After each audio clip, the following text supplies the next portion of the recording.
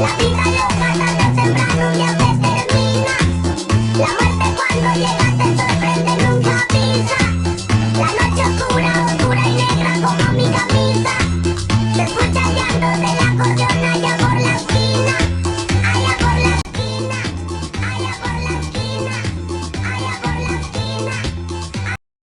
Ok, loquitos, el día de hoy vamos a aprender un truco que muchos sí sabemos y muchos pues no saben. Entonces, si no saben cómo perder menos sangre cuando caen, el día de hoy van a aprenderlo.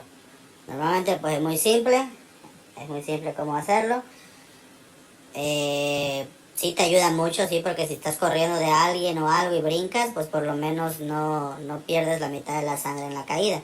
Entonces, se hace así, miren, brinca uno y cuando va cayendo, golpea. Entonces brincas del edificio y cuando vas pegando ya al suelo, tiras el golpe. Así, brincas, tiras el golpe. Y ya con eso, pues te evitas perder la mitad de la sangre, chicos. Así de fácil. Ok, loquitos, pues ya saben, ese es un tip que les doy a ustedes. Entonces brincan de cualquier edificio en el que estén y a la hora cuando vayan cayendo, peguen el golpe y así pierden menos sangre, mucho menos sangre de lo que harían si caen sin hacer nada.